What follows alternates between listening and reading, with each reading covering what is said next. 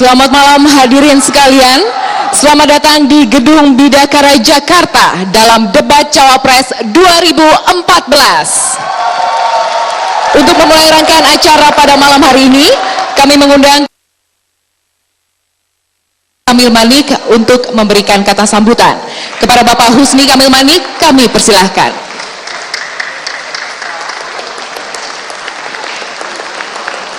Assalamualaikum warahmatullahi wabarakatuh.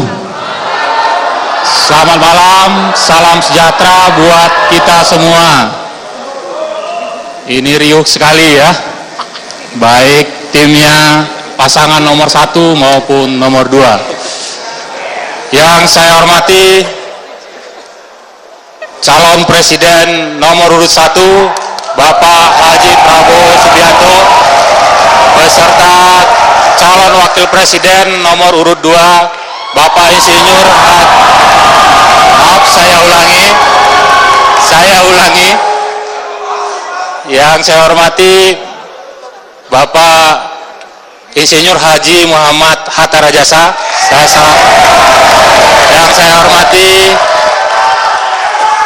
calon presiden nomor urut 2 Bapak Insinyur Haji Joko Widodo beserta calon presiden nomor urut 2 Bapak Dr. Andus Haji Muhammad Yusuf Kalla. Yang saya hormati pimpinan lembaga tinggi negara, hadirin dan pemirsa dimanapun Anda berada. Mengawali kegiatan debat keempat ini, saya mengajak kita semua memanjatkan puji syukur kehadiran Allah Subhanahu wa Ta'ala, Tuhan Yang Maha Esa. Sampai hari ini bertepatan kita sudah memasuki bulan Ramadan, bulannya umat muslim berpuasa. Kita masih diberikan berkah oleh Ilahi Robbi, Tuhan Yang Maha Pengasih lagi Maha Penyayang.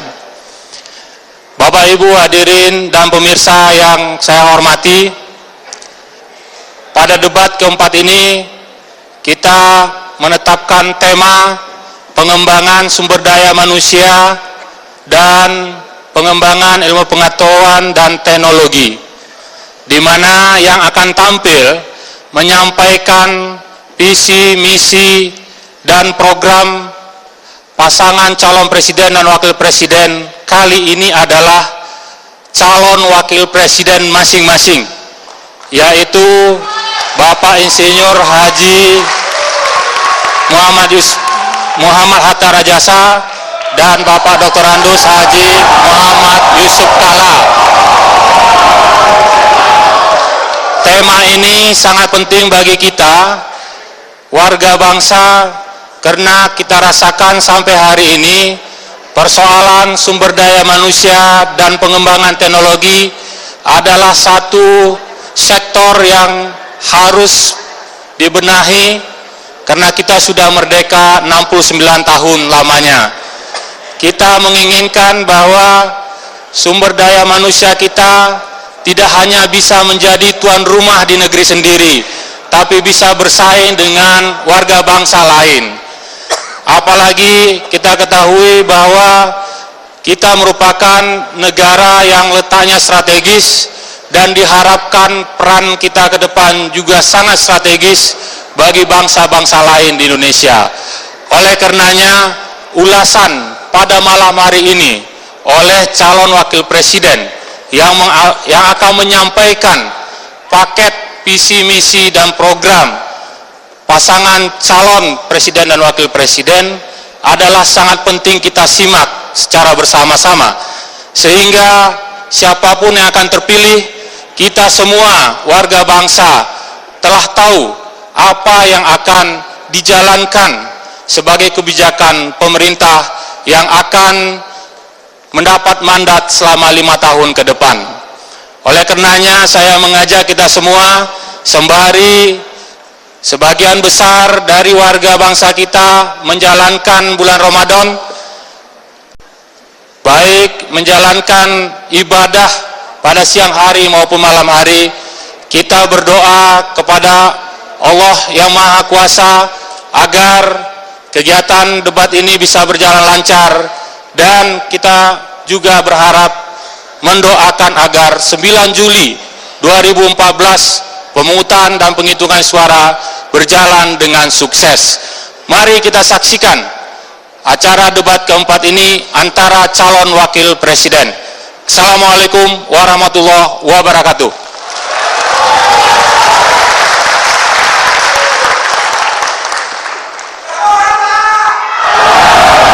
Hadirin sekalian, kita sambut moderator debat Cawapres pada malam hari ini, Ibu Profesor Insinyur Dwi Korita Karnawati, MSc, PhD.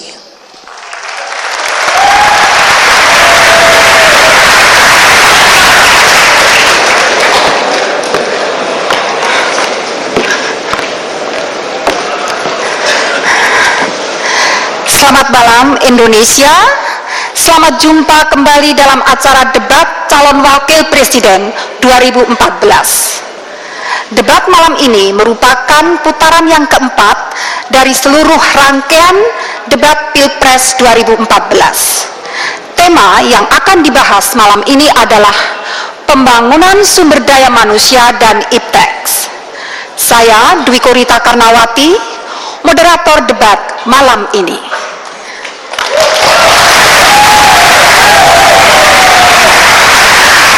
Baiklah hadirin, segera saja kita persilakan kedua calon wakil presiden untuk hadir di atas panggung.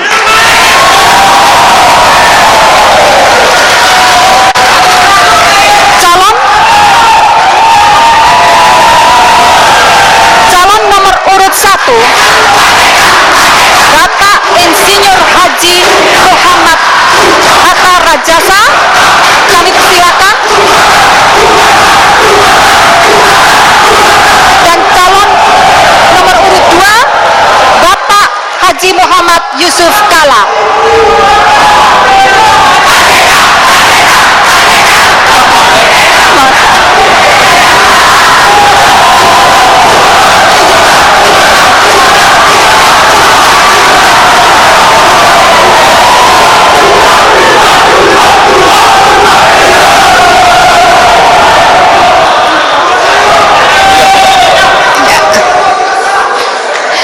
Hadirin sekalian, dimohon semua untuk berdiri menyanyikan lagu kebangsaan Indonesia Raya.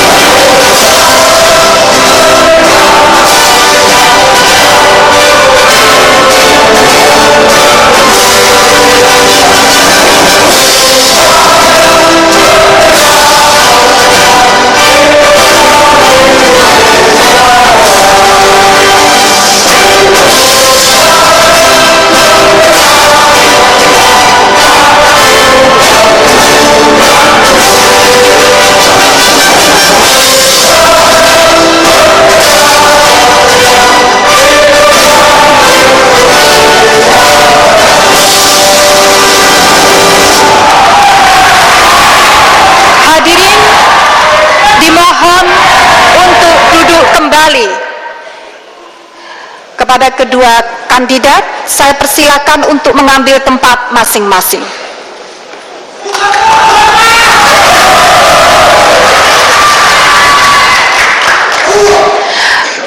Baiklah hadirin, sebelum acara ini kita mulai, untuk menjaga ketertiban dan kelancaran acara debat, akan kami ingatkan sekali lagi aturan yang telah ditetapkan oleh Komisi Pemilihan Umum yang ditayangkan sebagai berikut. Debat sesi calon wakil presiden putaran keempat mengusung tema Pembangunan Sumber Daya Manusia dan Iptek dibagi menjadi 6 segmen. Segmen pertama, moderator mempersilahkan calon wakil presiden menyampaikan visi dan misinya masing-masing dalam waktu 4 menit. Moderator kembali memberikan kesempatan kepada masing-masing calon wakil presiden untuk mempertajam visi dan misi selama 3 menit di segmen kedua. Selanjutnya di segmen ketiga, moderator akan melayangkan pertanyaan yang sama kepada semua kandidat untuk dijawab dalam waktu maksimal 3 menit. Masing-masing calon wakil presiden diberikan kesempatan 2 kali untuk saling bertanya pada segmen keempat. Pada segmen kelima dan keenam, kedua calon wakil presiden akan diberikan kesempatan untuk bertanya, menjawab, menanggapi, sekaligus menyempurnakan jawaban. Di bagian akhir, keduanya diberikan waktu masing-masing 2 menit untuk menyampaikan pernyataan penutup.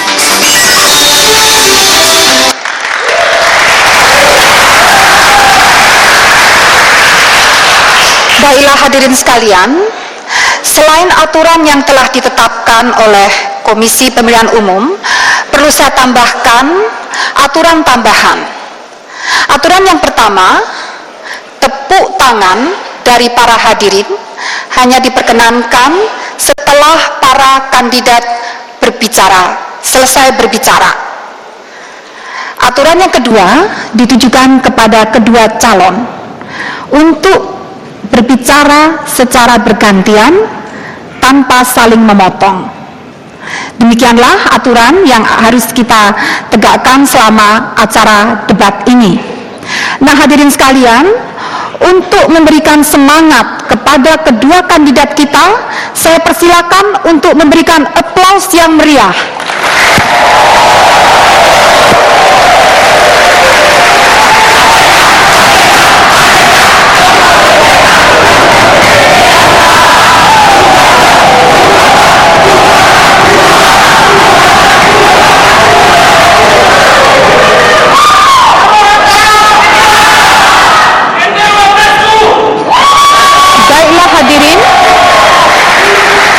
Terima kasih atas tepuk tangannya.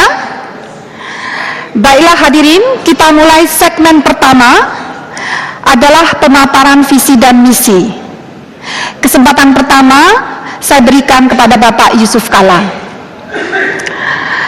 Terkait dengan tema sumber daya manusia dan iptek, mohon Bapak dapat menyampaikan visi dan misi Bapak dalam waktu 4 menit. Waktu 4 menit mulai sekarang. Bismillahirrahmanirrahim. Assalamualaikum warahmatullahi wabarakatuh. Waalaikumsalam warahmatullahi wabarakatuh. Hormati Pak Atta, Ibu Moderator, para hadirin, pimpinan, para calon presiden, serta seluruh bangsa tanah air. Pertama, mari kita semua bersyukur kepada Allah Subhanahu wa Ta'ala atas kesempatan ini, dan mari kita ucapkan selamat kepada seluruh umat Islam yang melaksanakan ibadah Ramadan. Mudah-mudahan ibadah kita diterima Allah Subhanahu wa Ta'ala. Saudara sekalian, hari ini kita berbicara sumber daya manusia dan iptek. Ini untuk melaksanakan konstitusi. Konstitusi mengajarkan kepada kita bahwa tugas negara mencerdaskan bangsa. Begitu juga Allah Subhanahu wa Ta'ala telah menjanjikan dalam surat Al-Mujadilah, Allah akan meninggikan orang yang beriman di antara kamu dan yang diberi ilmu pengetahuan beberapa derajat. Artinya adalah bahwa apapun yang kita bicarakan ini penting untuk dunia dan akhirat. Sekalian, apabila kita berbicara tentang sumber daya manusia, maka kita berbicara kepada bangsa. Kenapa? Karena pembangunan itu sendiri, objek dan subjeknya adalah manusia, bangsa Indonesia. Karena itulah kita semua, Pak Jokowi selalu mengatakan bahwa yang pertama harus dilaksanakan ialah meningkatkan derajat sumber daya manusia kita. Sumber daya manusia tentu dengan pendidikan, teknologi, dan ilmu pengetahuan. Memang pendidikan, ilmu pengetahuan, teknologi tidak bisa dipisahkan, karena itulah adalah sumber daripada ilmu itu sendiri dan peningkatan itu sendiri. Karena itulah maka kombinasi daripada sumber daya manusia dan ilmu pengetahuan adalah ujungnya produktivitas bangsa itu sendiri. Kita belajar daripada bangsa-bangsa lain, dan kita belajar dari bangsa kita. Bangsa banyak yang maju karena ilmu pengetahuan, ada bangsa yang maju karena sumber daya alam. Karena itulah kita dengan punya sumber alam dan kemudian dengan kekayaan sumber daya manusia dan upaya ilmu pengetahuan tentulah akan memberikan manfaat yang lebih besar bangsa ini. Apa yang kita harus lakukan? Banyak hal tentunya. Pendidikan kita memang merupakan ada sistem pendidikan nasional yang mengutamakan kecerdasan, akhlak yang baik, budi pekerti, dan juga pengetahuan yang baik. Adalah tugas kita semua. Kita semua mempunyai anggaran yang sesuai dengan Undang-Undang Dasar 20%, merupakan hal yang tidak banyak diterapkan oleh bangsa-bangsa lain. Ilmu pengetahuan teknologi, kita mempunyai banyak lembaga, ada BPPT, ada LIPI, ada Batan, dan sebagainya. Bagaimana lembaga-lembaga ini menjadi ujung tombak ke depan untuk memajukan teknologi ini. Begitu juga universitas begitu banyak yang harus disatukan kemampuannya untuk memajukan ilmu pengetahuan bangsa ini. Karena dengan modal perguruan tinggi, modal pendidikan, modal daripada institusi swasta yang harus maju bersama-sama akan menjadi suatu kekuatan besar ke bangsa ini. Tentu dibutuhkan usaha, dibutuhkan kebersamaan bangsa untuk maju secara bersama-sama. Mudah-mudahan dalam kesempatan ini kita semua akan mendapatkan suatu kesempatan yang sama, karena kemajuan itu kemajuan kita semua. Kemajuan itu adalah harapan kita semua. Pendidikan, ilmu pengetahuan, sumber daya manusia merupakan suatu hal yang tidak bisa berdiri sendiri. Harapan kita semua mudah-mudahan dalam pemberian ke depan, apapun caranya kita harus maju dengan kemampuan itu. Terima kasih. Bapak Yusuf Kala, masih ada waktu? Terima kasih. Terima kasih. Untuk berikutnya, saya persilakan Bapak Hatta Rajasa untuk memaparkan visi dan misi terkait dengan tema saat ini. Waktu 4 menit mulai dari sekarang. Bismillahirrahmanirrahim. Assalamualaikum warahmatullahi wabarakatuh. Selamat malam dan salam sejahtera bagi kita semua. Yang saya hormati Bapak Muhammad Yusuf Kala, calon Wakil Presiden Republik Indonesia nomor 2, Ibu Moderator yang saya muliakan, seluruh rakyat Indonesia yang saya cintai dimanapun berada. Pertama-tama, izinkanlah saya menyampaikan selamat menunaikan ibadah puasa kepada seluruh umat muslimin dan muslimat di seluruh tanah air. Saudara sekalian yang saya cintai, pembukaan Undang-Undang Dasar 1945 mengamanatkan kepada kita bahwa kita mencerdaskan kehidupan bangsa. Artinya sangat tergantung kepada kualitas sumber daya manusia dan penguasaan ilmu pengetahuan dan teknologi. Sedangkan kualitas sumber daya manusia sangat ditentukan oleh dua faktor utama, pendidikan dan kesehatan. Sejarah umat manusia mencatat jatuh bangunnya peradaban manusia sangat ditentukan oleh kualitas sumber daya manusia dan penguasaan ilmu pengetahuan dan teknologi pada zamannya. Prabowo dan Hatta berkeyakinan Indonesia dapat menjadi negara yang sejahtera, maju dan berperadaban apabila sungguh kita meletakkan sumber daya manusia dan penguasaan ilmu pengetahuan dan teknologi sebagai pilar utama membangun peradaban bangsa.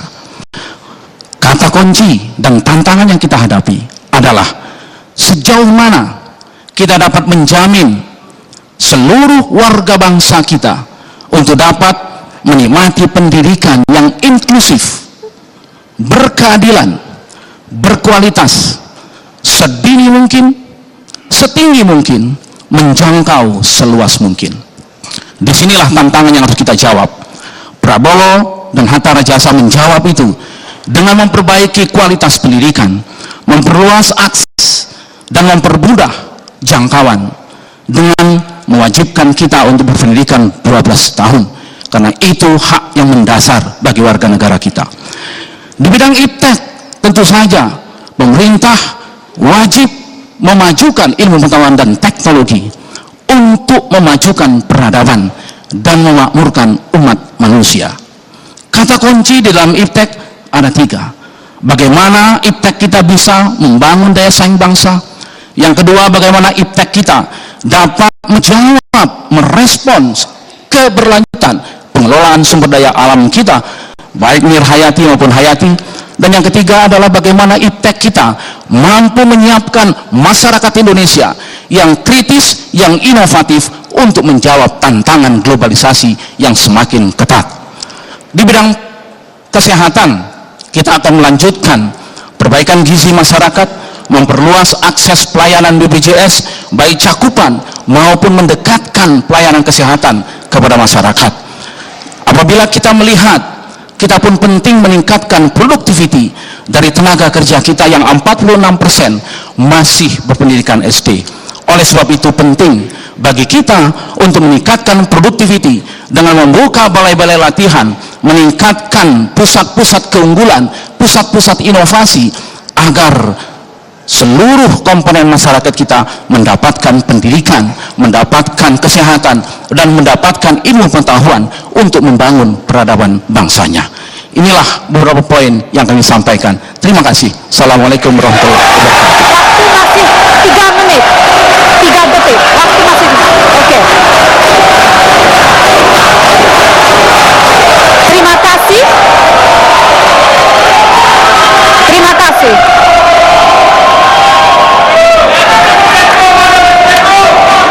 Baik, hadirin sekalian, telah kita ikuti bersama pemaparan visi dan misi oleh kedua calon. Untuk segmen berikutnya, kita akan masuk pada pendalaman visi dan misi. Namun sebelumnya, kita ikuti jeda berikut.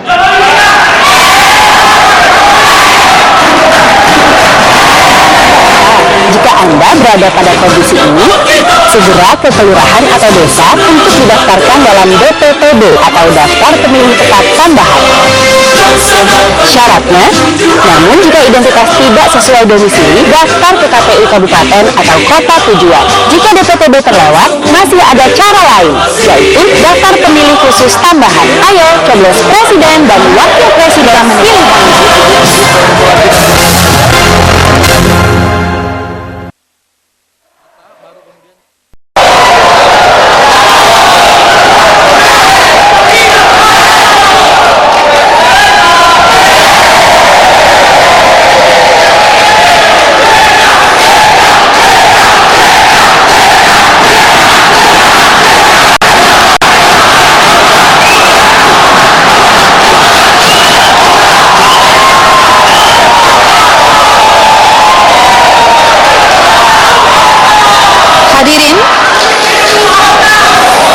Marilah kita mulai lagi segmen yang kedua, penajaman visi dan misi. Kita persilakan lebih dahulu Bapak Hatta Rajasa.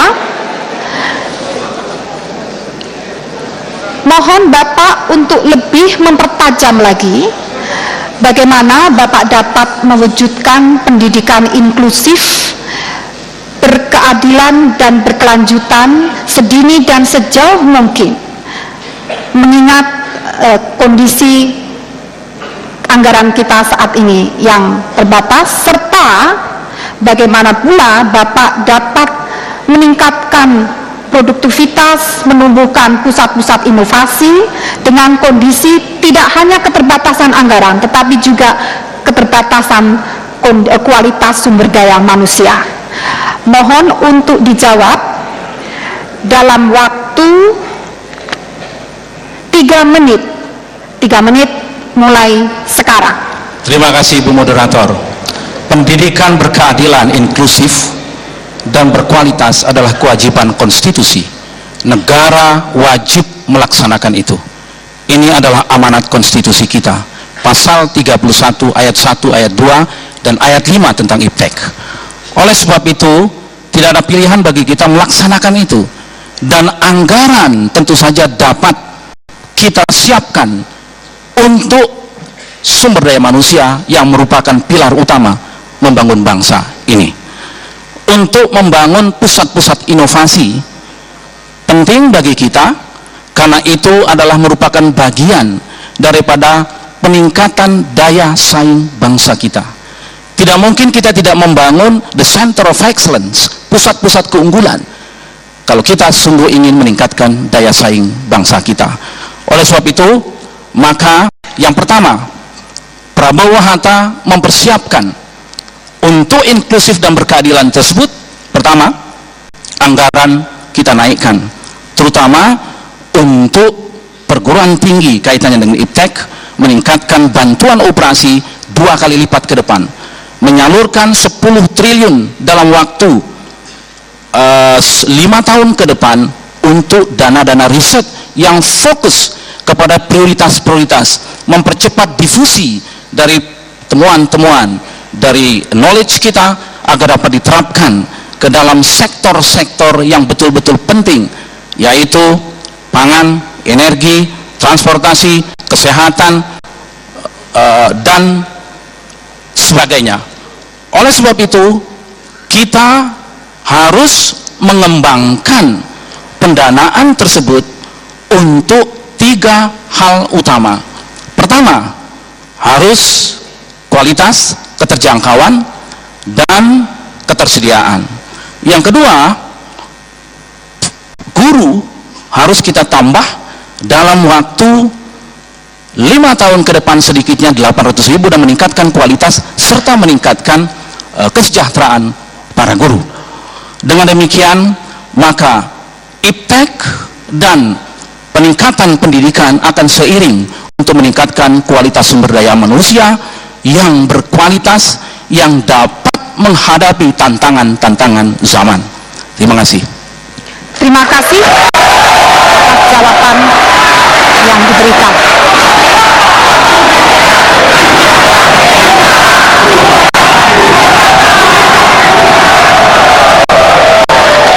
Berikutnya kepada Bapak Yusuf Kalla, dalam visi misi Bapak menegaskan pentingnya pendidikan nasional untuk meningkatkan kecerdasan, akhlak, dan budi pekerti.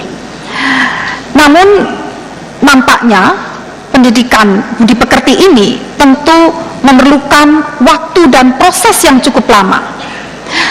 Bagaimanakah Bapak yakin dalam periode, seandainya Bapak terpilih, dalam periode pemerintahan Bapak mampu menyusun strategi untuk meningkatkan pendidikan budi pekerti, dan dengan menyadari kesenjangan SDM yang ada di berbagai wilayah Indonesia, bagaimana Bapak yakin dapat memajukan inovasi iptek?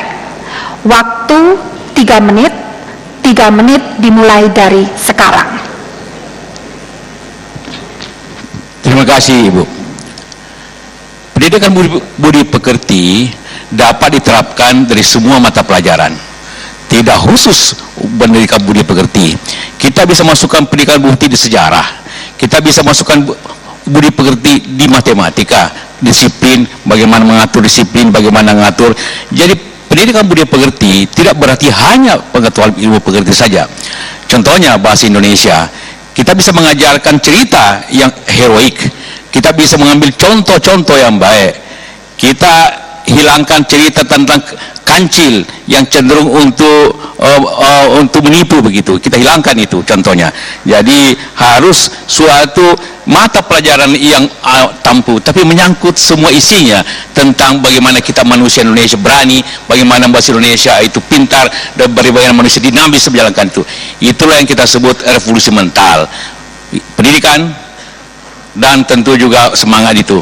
Revolusi untuk yang belajar bahasa Indonesia yang benar tidak selalu berhubungan dengan komunis, tapi mempercepat proses begitu kan, untuk diketahui begitu tentang bahasa. Ini penting semuanya apabila kita ingin tahu masalah-masalah pendidikan itu. Karena itu maka dibutuhkan memang suatu guru yang baik, penataran guru diutamakan, fasilitas guru diutamakan, sertifikasi guru diutamakan, agar guru lebih dahulu menguasai masalahnya baru memberikan itu ke murid. Itu otomatis harus terjadi, dan tentu tunjangan guru yang baik, fasilitas guru yang baik, karena gurulah yang menjadi bagian utama daripada perubahan-perubahan itu. Kemudian bagaimana inovasi? Inovasi itu di tiga hal: teknologi, inovasi sendiri, dan juga tentu kebijakan pemerintah. Kebijakan pemerintah haruslah memihak kepada perusahaan negeri, memihak kepada inovasi bangsa. Karena itulah apabila memihak, maka akan terjadi inovasi dalam negeri. Itu yang penting kita utamakan. Ada suatu kebijakan pemihakan dalam negeri, mengutamakan perusahaan negeri. Tanpa itu juga maka akan tidak timbul masalah-masalah yang seperti itu. Karena itulah maka inovasi dapat dikerjakan. Mengenai biaya semuanya itu, saya kira kita semua cukup dengan 20% yang selalu naik. Satu-satunya departemen yang tidak pernah turun biayanya adalah Kementerian Pendidikan. Karena itulah maka kita tidak perlu khawatirkan itu. Yang dibutuhkan efisiensi daripada semua anggaran itu untuk inovasi, dan bagaimana menggabungkan seluruh inovasi-inovasi itu dalam satu sistem. Perguruan tinggi, lembaga research negara, swasta, bagaimana tergabung dalam suatu pekerjaan bersama. Begitu juga kelembagaannya. Pada waktunya kita akan menggabungkan antara pendidikan itu sendiri dengan riset agar tergabung satu kekuatan yang besar untuk menciptakan inovasi kita. Mohon Terima kasih. maaf, waktu telah habis. Terima kasih.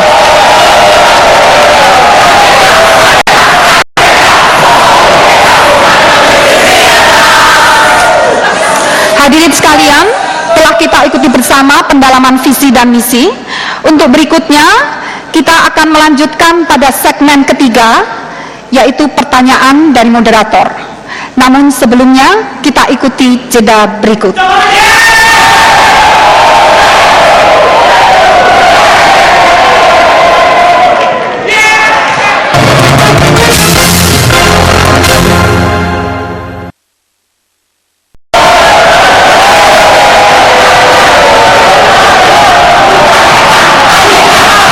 Hadirin sekalian, kita masuk pada segmen yang ketiga, yaitu pertanyaan moderator.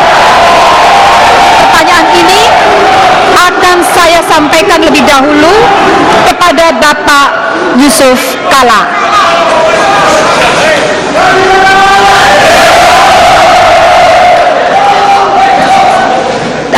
Hadirin, pertanyaan akan saya ajukan lebih dahulu kepada Bapak Yusuf Kala adalah sebagai berikut pertanyaannya. Menyadari adanya kesenjangan yang lebar dalam kualitas sumber daya manusia dan penyebarannya di berbagai daerah di Indonesia, serta daya saing SDM yang relatif masih rendah di pasar global, maka bagaimanakah kebijakan Bapak untuk mengatasi hal tersebut?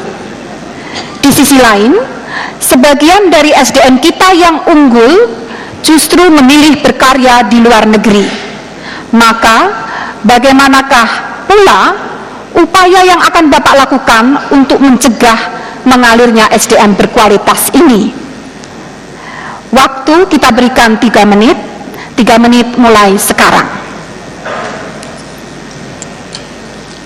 Terima kasih Ibu Moderator. Seperti kita pahami bahwa SDM yang tingkatannya berbeda tentu diakibatkan oleh pendidikan yang berbeda, baik jumlah dan mutunya. Maka tentu langkah yang pertama ialah pendidikan nasional betul-betul menasional, harus ada keseimbangan. Karena itu ada pemetaan untuk bagaimana pendidikan di daerah tertentu yang kurang kemudian ditingkatkan mutunya karena dia kurang. Begitu juga jumlah pendidikan, juga distribusi guru dan fasilitas-fasilitas tentu diabaikan. Dan dorongan agar masyarakat juga ikut dalam pendidikan itu. Yang kedua, langkah-langkah pertukaran guru perlu kembali diadakan sehingga guru-guru di daerah-daerah yang tentu kurang akan dibantu oleh daerah lebih. Kita mengapresiasi Indonesia Mengajar oleh Saudara Anies, itu salah satu cara bagaimana memberikan suatu pemerataan daripada sumber daya manusia. Begitu juga lapangan kerja, sumber daya manusia juga tergantung kepada kesenjangan ekonomi. Apabila ekonomi kita harus diratakan, baik di timur dan di barat, maka faktor sumber daya manusia akan berubah. Jadi dua hal yang tentu, pendidikannya dan proses ekonominya harus diperbaiki. Yang kedua tadi, bagaimana tadi Ibu mengatakan tentang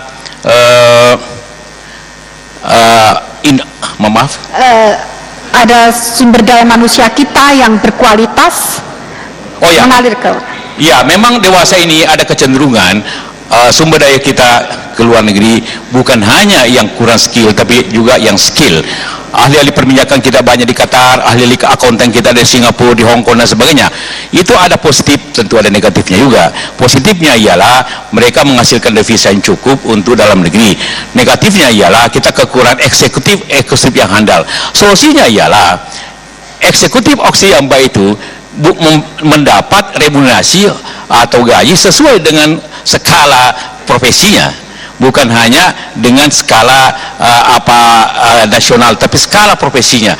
Dia dihargai sesuai profesinya. Katakanlah ahli perminyakan, kalau dia mendapat di Qatar atau di manapun jumlah tertentu, maka dalam negeri tentu tidak perlu sama, tapi suatu hal yang menyenangkan mereka untuk bekerja dalam negeri sehingga dia berbakti kepentingan nasionalnya. Tetapi kita juga tidak menghalangi mereka kerja luar negeri setidak-tidaknya mendapat pengalaman yang akan dibawa ke dalam negeri. Ada suatu jalan keluar yang sama, tetapi seperti itu mereka harus dihargai, para profesional itu sesuai profesinya, bukan hanya sesuai pangkatnya, tapi sesuai profesinya, sehingga mendapat penghargaan yang cukup dan mereka mau kerja kembali dalam negeri. Terima kasih. Terima kasih, waktu masih 2 detik.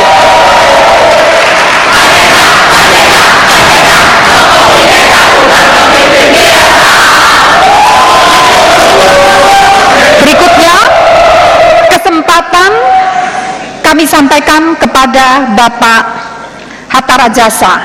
Saya ulang pertanyaannya. Menyadari adanya kesenjangan yang lebar dalam kualitas sumber daya manusia dan penyebarannya di berbagai daerah di Indonesia, serta daya saing SDM kita yang relatif masih rendah di pasar global, maka bagaimanakah kebijakan Bapak untuk mengatasi hal tersebut? Sementara itu di sisi lain, sebagian dari SDM kita yang unggul memilih berkarya di luar negeri. Bagaimanakah upaya yang akan Bapak lakukan untuk mencegah hal tersebut? Waktu 3 menit mulai sekarang. Terima kasih Ibu Moderator. Dari 125 juta angkatan kerja kita, memang 46% masih tamatan SD. Oleh sebab itu, struktur tenaga kerja seperti ini tidak ideal. Mengapa? Karena hanya 8% lulusan perguruan tinggi yang masuk ke pasar kerja. Kita harus meningkatkan APK perguruan tinggi dalam sampai 2019 setidaknya 40%, sehingga aliran masuk adalah mereka yang skill dan memiliki knowledge. Persoalannya bagaimana yang 46% yang sudah ada di pasar agar mereka produktivitinya meningkat. Jangka pendek tidak ada lain kecuali meningkatkan balai-balai latihan dengan meminta kepada seluruh daerah-daerah otonomi untuk merevitalisasi dengan bantuan pemerintah pusat, merevitalisasi balai-balai latihan agar kesenjangan mereka dapat kita atasi dengan meningkatkan skill. Karena ini sangat penting. Jangka panjang tidak ada lain adalah pendidikan. Pendidikan ini menjadi kata kunci untuk mengurangi kesenjangan. Yang kedua, yang paling penting adalah menumbuhkan pusat-pusat pertumbuhan baru. Tidak boleh pertumbuhan hanya terjadi di Pulau Jawa. Oleh sebab itu kami mengembangkan ketika saya Menko Perekonomian Master Plan Percepatan Perluasan Pembangunan Ekonomi Indonesia dengan mengembangkan sumber-sumber pertumbuhan baru berbasiskan pada kekayaan lokal. Dengan demikian maka dibarengi dengan pusat-pusat keunggulan, the center of excellence, maka putra-putra daerah di tempat tersebut akan masuk ke dalam pusat pertumbuhan tersebut, bekerja sambil mereka juga menikmati pendidikan kejuruan yang disesuaikan dengan keunggulan daerah masing-masing. Terhadap adanya tenaga kerja kita yang di luar, ada 2 pendekatan. Yang pertama, kita bisa melihat dari satu sisi, yaitu strategi pembangunan kita yang membuat mereka tidak mendapatkan kesempatan di sini. Contoh yang paling konkret, apabila kita mengedepankan menjual bahan mentah saja, maka para engineer dan skill tidak akan bisa bekerja. Dengan mengembangkan value added industry, maka mereka akan tertarik pulang ke Indonesia. Strategi ini harus kita jalankan.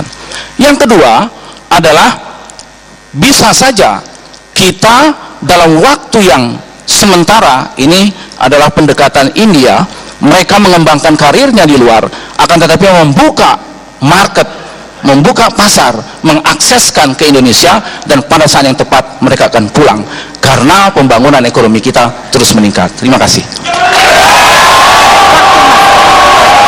Terima kasih.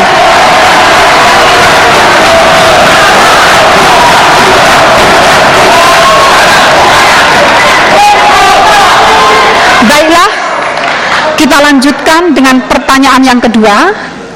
Dimulai lebih dahulu ke Bapak Hatta Rajasa. Kita sadari bahwa Indonesia telah menjadi pasar produk-produk teknologi asing. Padahal kita memiliki ratusan perguruan tinggi, lembaga riset dan industri. Namun belum terlihat sinergi antara lembaga tersebut yang dapat memberikan manfaat bagi kesejahteraan rakyat. Apa yang salah dengan kondisi tersebut menurut Bapak, dan bagaimanakah Bapak dapat mensinergikan pendidikan tinggi, lembaga riset dan industri agar permasalahan tersebut dapat diatasi? Waktu 3 menit dimulai dari sekarang. Terima kasih. Pengembangan pusat inovasi dengan pendekatan triple helix harus kita lakukan. Pertama, government mengembangkan regulasi yang pro kepada peningkatan knowledge masuk ke divisi pada sektor-sektor yang kita prioritaskan. Yang kedua, pemerintah memberikan insentif kepada perusahaan-perusahaan yang mengeluarkan dananya untuk kepentingan riset yang bisa masuk ke dalam market. Yang ketiga, pemerintah mengeluarkan regulasi yang memungkinkan terjadinya percepatan program kewirausahaan, sehingga invention plus entrepreneurship menjadi inovasi yang akan mengatasi persoalan-persoalan banjirnya masalah impor di tanah air kita. Khusus masalah banjirnya impor, maka pemerintah menurut saya harus, dan Prabowo Hatta betul-betul apabila diberikan mandat oleh rakyat, maka kita sungguh ingin mengedepankan seluruh sumber daya alam kita harus kita kelola based on value added. Tidak bisa lagi kita kembangkan pembangunan ekonomi yang tidak berbasis kepada knowledge. Oleh sebab itulah, maka pendekatan-pendekatan industri untuk mengurangi ketergantungan impor, terutama yang bahan baku dan bahan penolong, yang 78% dari impor kita adalah bahan baku dan bahan penolong, harus kita atasi dengan inovasi, dengan triple helix, adanya kerjasama antara lembaga-lembaga riset, perguruan-perguruan tinggi, dunia-dunia usaha, dan pemerintah. Inilah yang kita kembangkan di dalam sistem inovasi nasional kita. Kita harus fokus, konsentrasi. Yang kedua, mau tidak mau, anggaran riset yang hanya 0,1% dari GDP kita harus kita tingkatkan. Kami berkomitmen untuk menambah setidaknya 10 triliun untuk bagaimana mempercepat difusi knowledge masuk ke market di sektor-sektor yang kita unggulkan: pangan, energi, transportasi, kesehatan, material untuk masa depan, dan pertahanan. Oleh sebab itu, dalam konteks ini, dana tersebut bisa juga diambil dari swasta, di mana spendingnya bisa kita masukkan dalam tax deductible, dan ini sudah ada di dalam undang-undang Sisna Siptek kita. Terima kasih. Waktu masih 11 detik. Bapak akan menambahkan? Waktu masih 7 detik. Masih 5 detik. Masih tersisa waktu. Baik, terima kasih. Tadi waktunya masih tersisa cukup lama. Terima kasih. Berikutnya pertanyaan yang sama ditujukan kepada Bapak Yusuf Kalla. Akan saya ulang lebih dahulu pertanyaannya. Kita sadari bahwa Indonesia telah menjadi pasar produk-produk teknologi asing.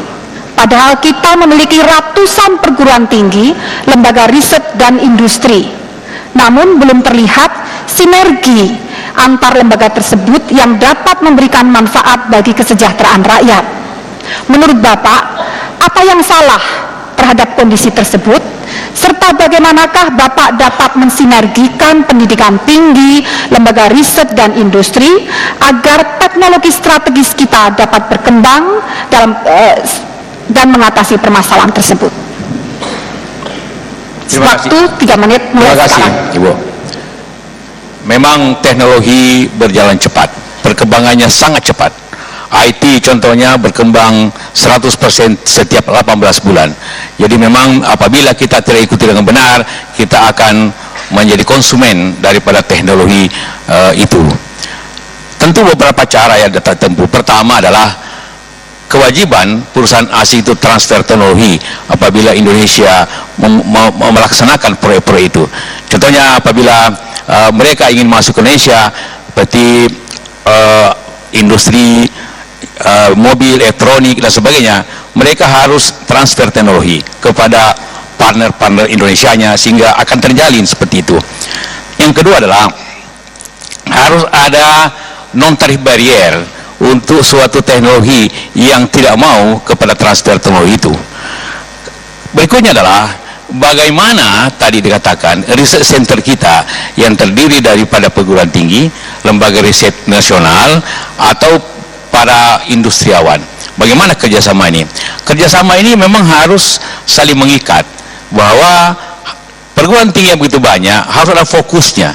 Katakanlah UI fokusnya apa, Gadjah Mada fokusnya apa, ITB fokusnya apa, sehingga mereka dapat memfokuskan risetnya sehingga dapat mempunyai suatu nilai yang besar, kemudian bekerja sama dengan industri untuk dikembangkan itu.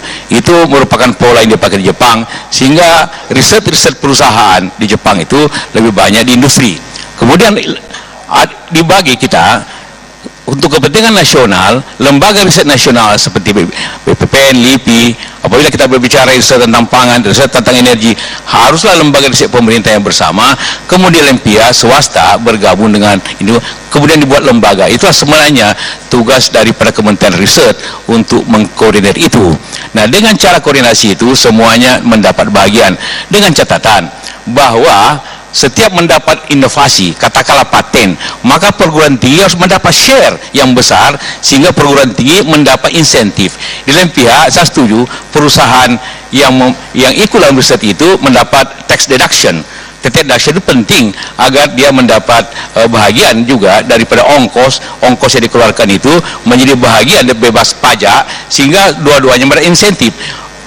Perguruan tinggi mendapat insentif, dapat share, kemudian perusahaan mendapat tax deduction juga insentif, sehingga apabila itu terjadi dapat mengembangkan teknologi itu di dalam negeri. Dan kemudian kebijakan pemerintah sekali lagi untuk mengutamakan pembelian atau kebijakan kita semua untuk memihak kepada produksi dalam negeri. Hanya itu cara untuk mengemukakan riset dalam negeri seperti itu sehingga ekonomi kita berjalan dengan kreatif. Terima kasih.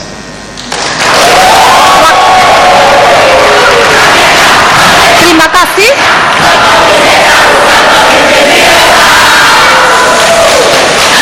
Terima kasih.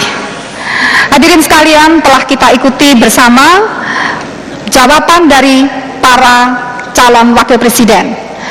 Nah, untuk selanjutnya kita akan menginjak pada segmen yang keempat. Namun sebelumnya kita ikuti jeda berikut. Terima kasih.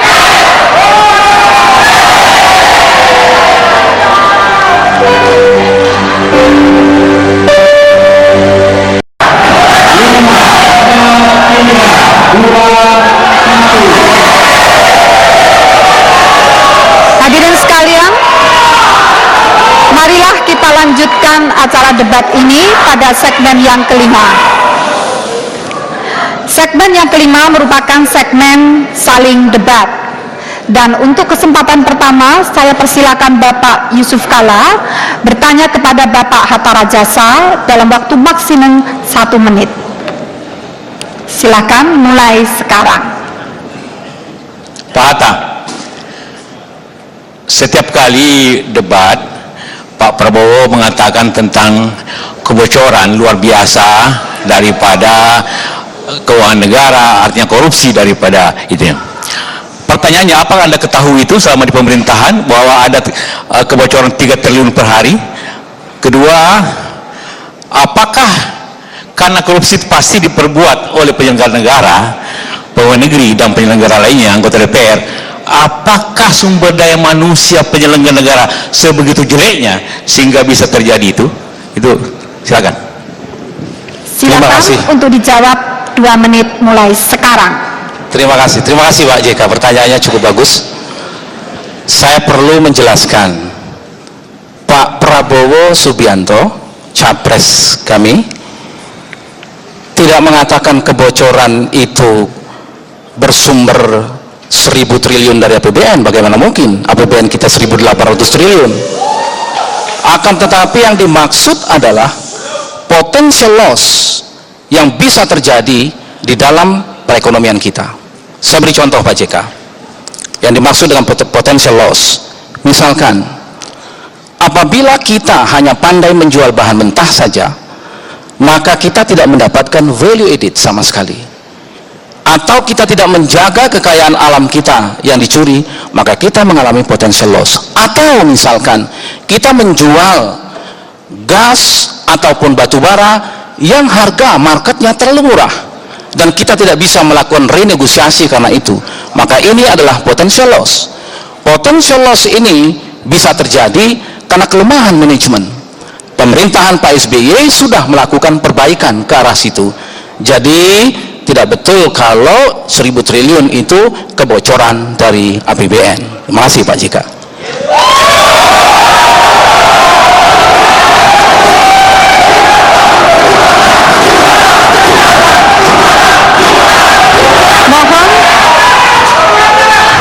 Mohon untuk menanggapi jawaban tersebut dalam waktu 2 menit mulai sekarang. Ya, kalau itu kebocoran tentu juga tercermin di KPK atau kejaksaan. Apakah itu begitu besarnya itu termasuk karena mafia minyak, mafia daging, atau mafia bibit, atau mafia gula yang sebar di KPK, ataupun penyelesaiannya bagaimana menurut Anda? Tadi belum dijawab, apa usaha menyelesaikan itu apabila katakanlah Anda diberikan amanah? Persoalan mafia, persoalan hukum, serahkan kepada KPK. Mohon maaf, mohon tanggapan ini ditanggapi dalam waktu 2 menit mulai sekarang. Terima kasih Pak JK. Apapun yang namanya mafia, mafia hukum, mafia minyak, mafia apapun adalah tindak kejahatan. Serahkan kepada penegak hukum, KPK akan bertindak untuk itu. Akan tetapi kalau yang dimaksud adalah mengapa kita mengimpor minyak, Pak JK kan bagian dari pemerintahan KIP 1, tahu mengapa kita mengimpor minyak. Bahkan angka psikologis 1 juta barrel turun ke angka 900.000 justru di zaman Pak JK, 12% declining. Pemerintah sekarang Pak SBY menahan declining tersebut pada angka 3-5%. Memang menurun, secara natural itu terjadi. Oleh sebab itu mengimpor minyak bukan sebuah kejahatan. Akan tetapi apabila ada tindak kejahatan, maka KPK, polisi, kejaksaan akan turun tangan melakukan tindakan hal seperti itu. Saya setuju bahwa kita harus memperbaiki tata kelola pemerintahan kita dengan baik, good governance, transparan, dan akuntabel. Masih Pak JK.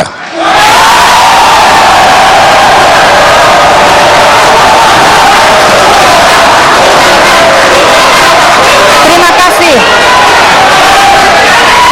Terima kasih. Untuk pertanyaan yang kedua, saya persilakan persilakan Bapak Hatta Rajasa untuk bertanya kepada Bapak Yusuf Kalla dalam waktu maksimum 1 menit, mulai sekarang. Terima kasih Bapak Muhammad Yusuf Kalla yang saya hormati. Pertanyaan saya ringan saja Bapak. Orang sering menanyakan tentang daya saing bangsa kita. World Economic Forum mengeluarkan yang disebut dengan the Global Competitiveness Index. Ada 3 indikator utama yang dikeluarkan yang mempengaruhi indeks daya saing kita. Menurut Pak JK, indeks manakah yang paling perlu kita atasi dan secepat mungkin bisa meningkatkan global competitiveness kita? Masih Pak JK. Mohon untuk dijawab dalam waktu 2 menit, mulai sekarang. Ya, indeks yang paling mudah ialah indeks kemudahan berusaha. Karena di Indonesia kita tahu semua, kita selalu pernah kemudahan berusaha itu di atas 100, ya kan? Sekarang kita mau turunkan waktu itu menjadi 60-an untuk mendekati Malaysia yang kira-kira 30-an. Jadi apabila kita ingin perbaikan daripada indeks itu, maka kemudahan berusaha Indonesia sama dengan izin-izin, birokrasi perizinan, ataupun bagaimana mengatasi birokrasi di daerah, bagaimana mengatasi izin-izin di kota, itulah yang paling berat untuk indeks pengusaha ekonomi itu, yang menjadi bahagian daripada kesulitan-kesulitan di Indonesia.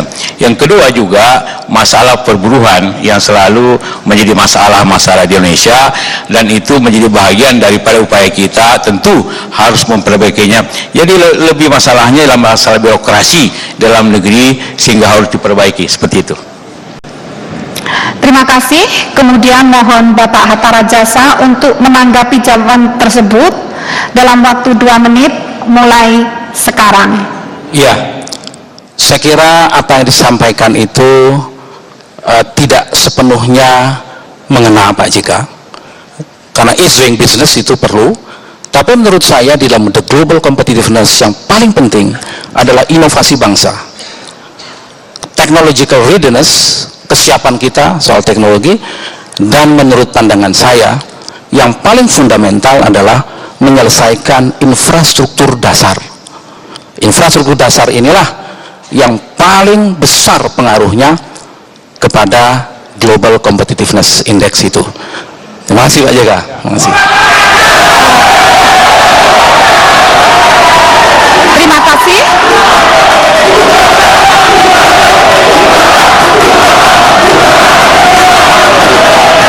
Berikutnya, saya mohon Bapak Yusuf Kalla untuk menanggapi tanggapan tersebut dalam waktu 2 menit, mulai sekarang. Ya, tadi memang karena meminta pendapat saya, dan dalam pembahasan-pembahasan juga di pemerintahan, waktu sama si pemerintahan, itulah yang selalu menjadi bagian upaya yang harus diselesaikan, bahwa infrastruktur penting. Tentu pertanyaannya juga apa yang terjadi di masa ini, karena pada waktu kita masih di pemerintahan kita bikin listrik, kita bikin apa, sekarang Anda tidak bikin, soalnya kan di masalahnya juga. Jadi itu masalahnya juga kenapa tidak terjadi. Jadi bahwa infrastruktur penting, tapi infrastruktur tidak hanya diucapkan, dilaksanakan Pak Hatta. Jadi kalau kita bicara akan, semua di sini bicara akan, tapi bagaimana melaksanakannya itu yang penting. Jangan mati lampu listrik kita pada susah kita pidato, begitu kan, itu yang terjadi di Jakarta ini. Jadi saya setuju bahwa infrastruktur tapi tidak dipidatokan, tetapi dilaksanakan. Terima kasih. Terima kasih.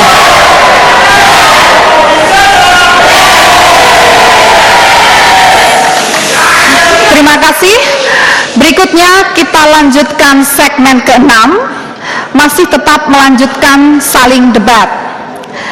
Pertanyaan akan disampaikan diawali oleh Bapak Yusuf Kalla, bertanya kembali kepada Bapak Hatta Rajasa dalam waktu 2 menit, mulai sekarang. Ya, ini juga ringan aja Pak Hatta. Pak Hatta, Anda kan pernah Menteri Ristek, ya. Pertanyaannya sederhana. Ristek itu inovasi, mengembangkan teknologi dan pencapaian sesuatu. pada saat Anda jadi menteri, inovasi apa yang begitu menggembirakan Anda, yang mengenang sampai sekarang, yang bermanfaat untuk bangsa ini sehingga perlu kita share untuk memberikan selamat atas inovasi itu? Mohon untuk dijawab dalam waktu 2 menit mulai sekarang.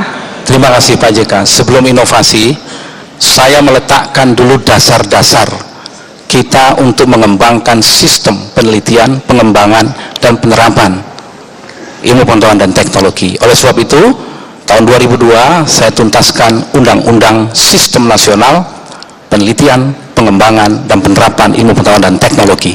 Itulah sebagai dasar legal kita untuk melakukan spending pemerintah ke swasta, dan juga dunia usaha bisa mengeluarkan dananya, dan pemerintah bisa mengeluarkan insentif untuk itu. Dari undang-undang ini, maka environment menjadi kondusif, mengembangkan triple helix dan sebagainya. Kalau Pak JK, inovasi apa? Saya ingin sampaikan, yang pertama di bidang pangan, begitu banyak Pak JK temuan-temuan genetik modified di bidang pangan, padi terutama, yang diaplikasikan oleh LIPI dan BPPT yang bermanfaat, dan juga oleh perguruan tinggi IPB. Karena kami memfokuskan, pada waktu saya IPB fokus kepada pangan, ITB kepada material, kemudian dan transport di timur, dan itu bermanfaat sampai sekarang dan tetap dijalankan. Dan yang kedua di bidang energi, Pak JK masih ingat saya menggagas tidak boleh lagi membangun pembangkit di bawah 15 MW tanpa menggunakan kolaborasi nasional kita. Dan itu kita bangun 2 kali 7 MW di Kalimantan Timur sampai sekarang berjalan. Saya sayangkan kalau kemudian kita membangun 10.000 MW yang 100% China dan tidak sama sekali membangun kemampuan dalam negeri kita. Nah, menurut saya bangga dengan itu Pak JK. Terima kasih. Terima kasih.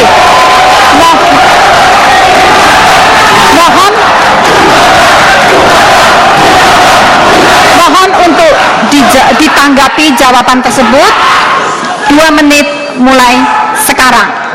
Terima kasih. Jadi turut berbangga bahwa hasilnya undang-undang tadi, bukan inovasi teknologi yang pokok gitu kan.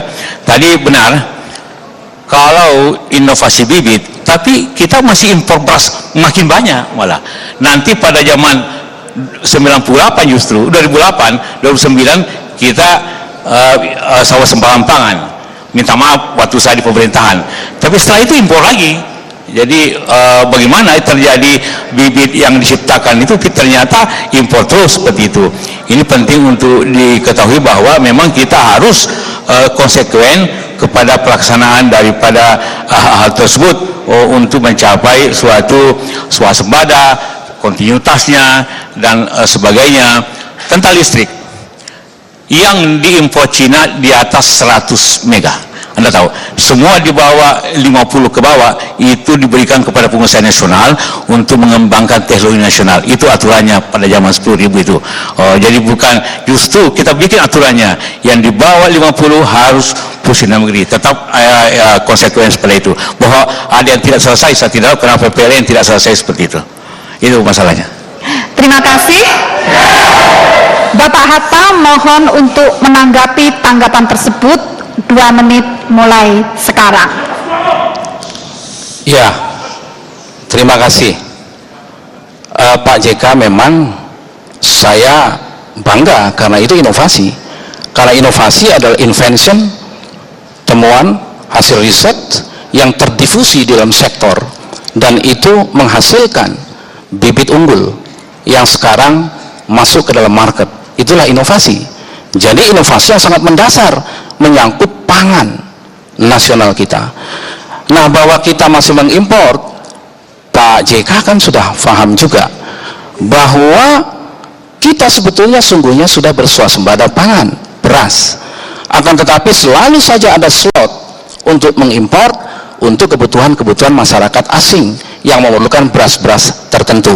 Akan tetapi kebutuhan mendasar kita sudah swasembada pangan, kecuali apabila terjadi iklim ekstrim, di mana negara kita seringkali terjadi iklim ekstrim yang mengganggu produksi kita, maka kita melakukan impor hanya bersifat insidentil. Nah, oleh sebab itu, menurut pandangan saya, agenda-agenda riset ke depan adalah mengembangkan riset-riset yang sungguh berkaitan dengan sustainability pangan dan energi kita. Terima kasih Pak JK.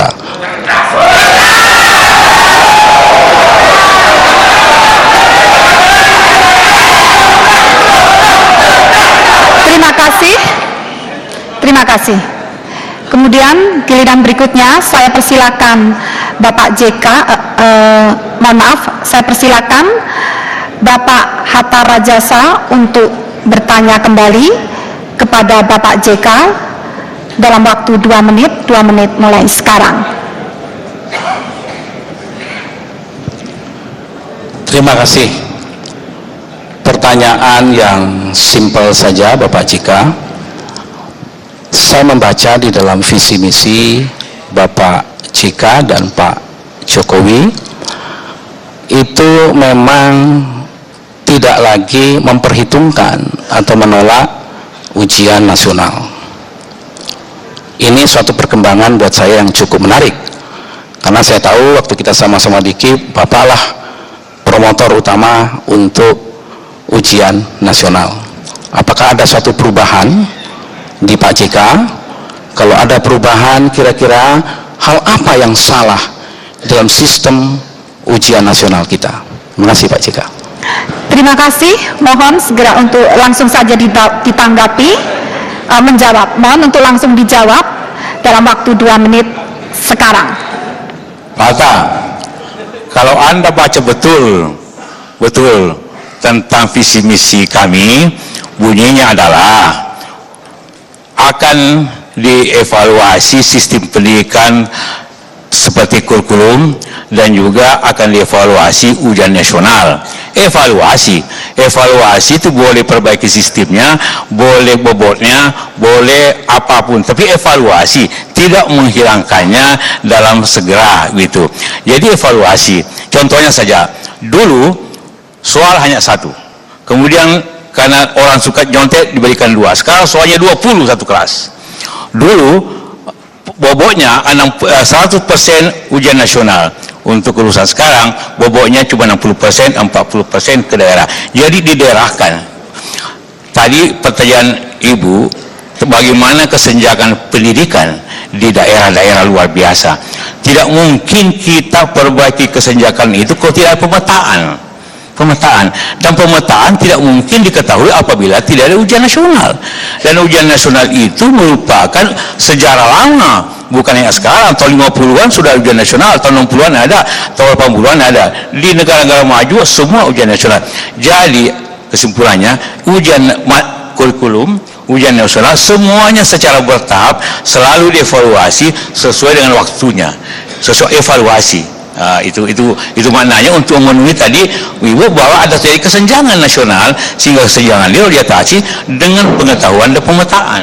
Tanpa itu tidak mungkin kita atasi kesenjangan pendidikan nasional. Itu maksudnya. Terima kasih.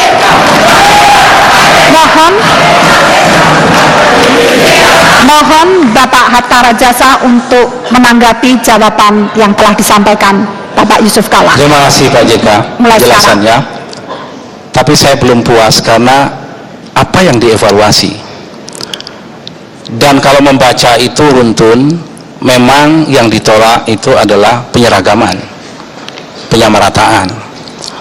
Sistem ujian nasional kita itu tidak sekedar indikator kelulusan, tapi juga indikator kompetensi daerah, sehingga kita bisa mengukur berapa jauh daerah memiliki kualifikasi, memiliki kualitas.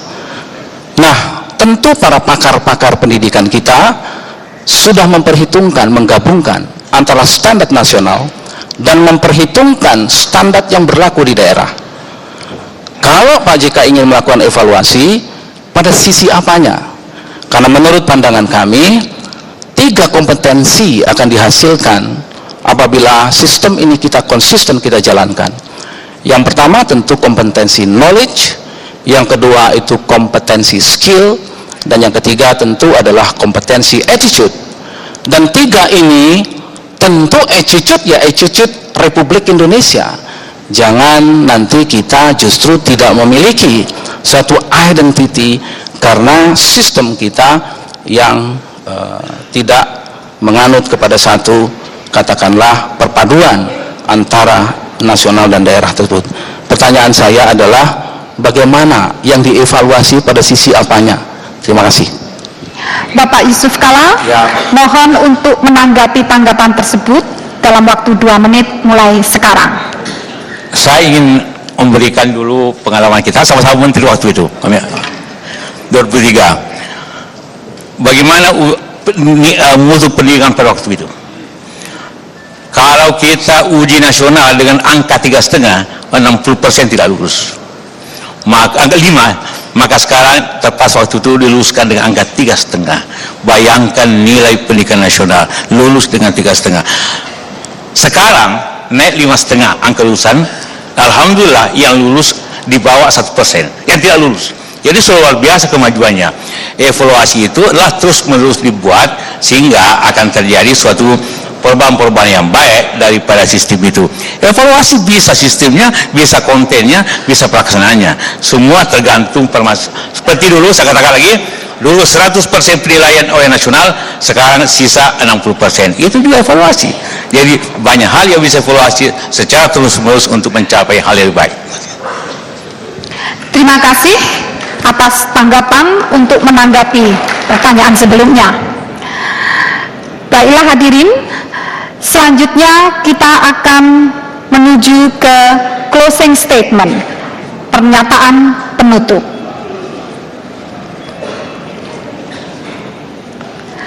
Namun, ya, menuju ke closing statement, pernyataan penutup. Saya persilakan kepada masing-masing calon untuk memberikan pernyataan, namun sebelumnya akan kita ikuti jeda berikut. Terima kasih.